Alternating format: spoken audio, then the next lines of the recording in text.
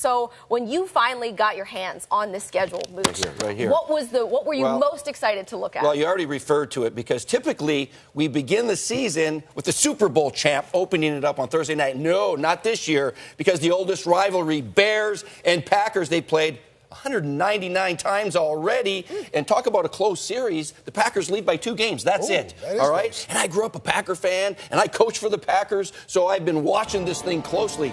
All the way back to Curly Lambeau, I watched it. I'm just kidding. All right? And Hallis and Lombardi. And when I was there, it was Mike Holmgren against Ditka. Hurricane Ditka. All right? So this is a huge rivalry, and what a way to start the season.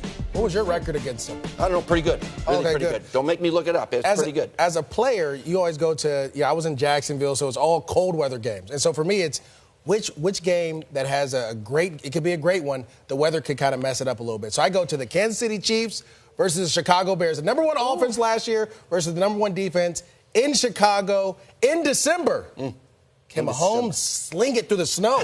You know it's going to be cold. I was just there last year. It was like minus 17 or something. You like that, don't you? It was unbelievable. Can the Chiefs continue to do what they're doing? And can that Bears defense rematch or redo what they did last year? Can Khalil Mack get to Patrick Mahomes? Who's going to cover Tyreek? I mean, there's so many things that are going on. It's going to be amazing. And you know your guy Andy Reid is going to have something for him. Oh, yeah. He always does. You know what?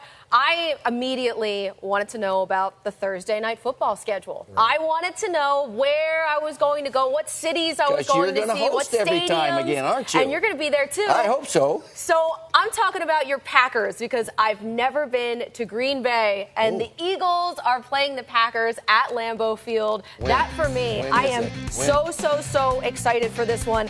That one's coming up September 26th. Oh, it won't be a frozen tundra yet. It's not going to be chilly, too cold yet. At that point, it'll be nice. Yeah, not to mention, I love the Chiefs at Denver as well. And Mooch, talking about whether or not it's going to be cold, that'll be October 17th. So seasonal. Well, seasonable. Like, it won't be too chilly. The leaves will be turning. Yes. Who doesn't like fall foliage, right? I'm sure Rich Eisen, he loves it. Rich, what caught your eye when you saw the schedule?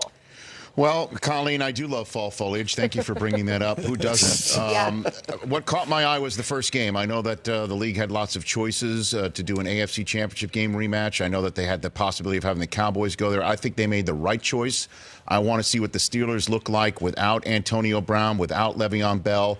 Right from the get-go, there's lots of drama surrounding that team, or at least they would like it to end right now. But I think by September, we're going to really want to see what that rivalry, Steelers and Patriots, looks like right from the get-go. And then I looked at the September schedule to see which team had the toughest start. And I think you've got to take a look at the New Orleans Saints. They have a Monday night opener at home against Houston, and then a short week because they have a Monday night game. They've got to come here to Los Angeles and take on the Rams in a game that will be much hyped, and then go up to Seattle for week 3. I'm wondering if Sean Payton will keep the team out here west between weeks 2 and 3, and then they are home for Dallas on Sunday Night Football. That is a heck of a September, and we'll talk about all of it with Joe Buck of Fox and Al Michaels of Sunday Night Football on NBC. Eric Weddle's making his way here. I'll chat with Emmanuel Sanders as well. Mark Ingram on Ravenscam, and then Scott to my right, who's right over here, who's already settled in his chair. Who is it? Go ahead. Who might that be? There he is! Oh, he made it! What you mean I made it? What does that mean? I missed 2 days in what, 13 years? 2 days? You missed 2 days? Hey, you're looking good, man. There's no bye week. There's no bye week at all. All right, so Prime's here. I'm here. It is prime time. Back to you up the 405, Colleen. All right. Thank you, guys. Can't wait to hear from Dion and everybody else. And look, we have a bunch of revenge games coming your way this season. Le'Veon Bell faces the Steelers Week 16 after sitting out all last year. Pittsburgh travels to Lev's new house at MetLife Stadium. Then in October, we get Earl Thomas against the Seahawks.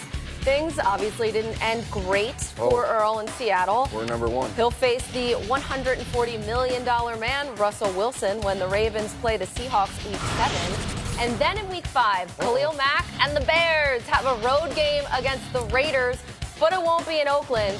And it won't be in Vegas. Mack gets to see his former team at Tottenham Hotspur Stadium in London. Wow. One of the international games. Here's the entire international schedule. After Bears, Raiders, the Panthers and Bucks are up October 13th. That's 9:30 Eastern on NFL Network.